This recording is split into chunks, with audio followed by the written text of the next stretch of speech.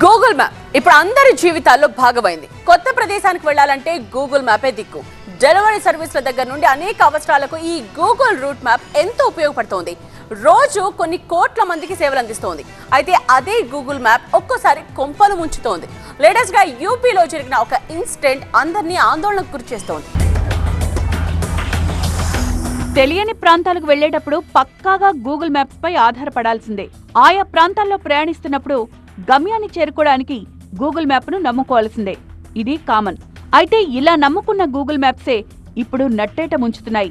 కొందరు ప్రమాదాల బారిన పడుతున్న ఘటనలు ఇటీవల పెరిగిపోతున్నాయి. తాజాగా ఉత్తరప్రదేశ్లో ఇలాంటి ఘటనే చోటు చేసుకుంది.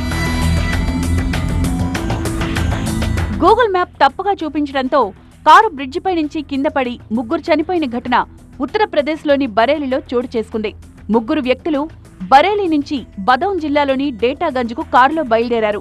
రూట్ మ్యాప్ పెట్టుకుని మరీ వేగంగా వెళ్తున్నారు. అయితే మ్యాప్ పొరపాటు వల్ల నిర్మాణంలో ఉన్న వంతెనపైకి వెళ్లింది కారు.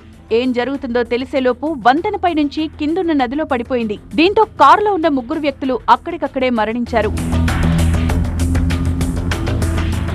కొన్ని నెలల క్రితం కేరళలోనూ ఇలాంటి ఘటనే చోటు చేసుకుంది. అలప్పుళ ప్రాంతానికి వెళ్తూ దారి తెలియకపోవడంతో జీపీఎస్ సాయం తీసుకున్నారు. అది తప్పుడు లొకేషన్ చూపించడంతో కొట్టాయం జిల్లా కురుప్పంతర గ్రామ సమీపంలో కారు వాగులో పడిపోయింది. ఇటు ఊటీలోనూ ఓ వ్యక్తికి దిమ్మ తిరిగేలా చేసింది ఈ గూగుల్ రూట్ మ్యాప్. సీదా కొండ మీదకు తీసుకెళ్లి వదిలేసింది. ఆ కొండ మీద నుంచి కారు కిందకి దిగడానికి ఓ పూట టైం పట్టింది. ఇదే గూగుల్ మ్యాప్ తో మొన్న మధ్య కొత్తగూడెం జిల్లా రేగల్లా మర్కోడు మధ్య 14 కిలోమీటర్ల మేర అడవిలో ప్రయాణిస్తూ అష్ట కష్టాలు పడ్డాడు ఓ లారీ డ్రైవర్. చివరికి జేసీబీ సాయంతో లారీని 5 కిలోమీటర్ల మేర వెనక్కి లాక్కు రావాల్సి వచ్చింది.